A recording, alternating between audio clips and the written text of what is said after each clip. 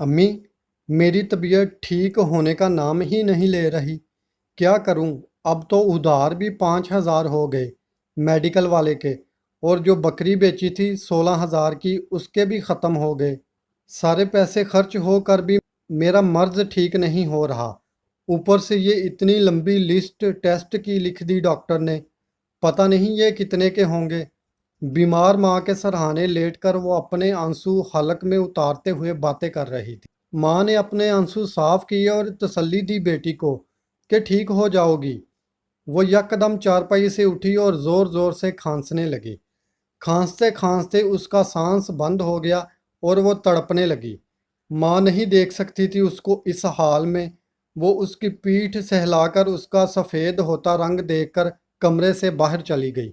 अरीबा की आंखों से आंसू टपके और उसने सिसकते हुए रुकती सांसों से आसमान की तरफ देखा और दुआ की, या रब, इससे ज़्यादा अजियत ना दे, या उठा ले या इस हाल में, या मुझे सेहत से नवाज दे।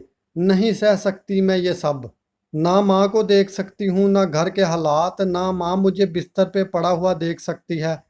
या रब, इससे ज़्यादा ना तड़पा, अब बस कर। हिचकियों के दौरान रुकती चलती सांसों से अपने रब से गिले शिकवे करते वो सो गई, लेकिन माँ बार बार आती, उसका चेहरा देखती और रो पड़ती। सुबह उठते ही अरीबा ने एक जानने वाले से बात की जो किसी अस्पताल के सुपरवाइजर थे और अच्छे खासे खाते पीते घराने से ताल्लुक़ रखते थे। सलाम दुआ के बाद अरीबा ने उनसे मदद मांगी कि फैसल साहब, मुझे कुछ टेस्ट करवाने हैं जो लाजमी है मेरे लिए। तबीयत का आपको बताया था, नहीं संभल रही। अब डॉक्टर्स भी चेकअप नहीं कर रहे बगैर टेस्ट के। आप कुछ मदद कर देंगे मेरी, मैं बाद में लौटा दूंगी पैसे आपको। वो उसकी बात सुनकर इत्मीनान से बोले, जी ज़रूर कर दूंगा, मुझे खुशी होगी कि आपके किसी काम आ सकूं।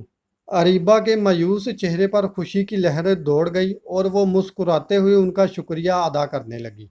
सुनो अरीबा, आपने एक बात गैर वाली की जो मुझे अच्छी नहीं लगी। अरीबा फौरन परेशानी से बोली, कौन सी बात बुरी लगी? I am really sorry sir. यही बात कि आप पैसे लौटा देंगी।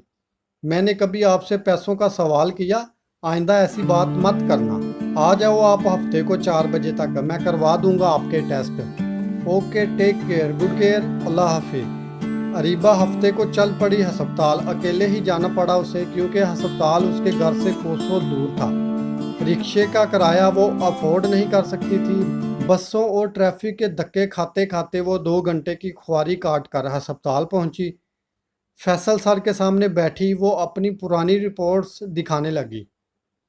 वो उसकी रिपोर्ट देखने लगे और फिर चाय पी और इधर उधर की चार बातें करके कहा, अरीबा, आप लैब से हो आओ, फिर मैं आपका चेकअप करता हूँ और मेडिसिन भी ले दूंगा। फैसल सर ने अपने ऑफिस बॉय के साथ उसको लैब में भेजा कि जाओ अख्तर सर से कहो कि ये सारे टेस्ट करवाने हैं, मैडम का ब्लड सैंपल ले ले। अरीबा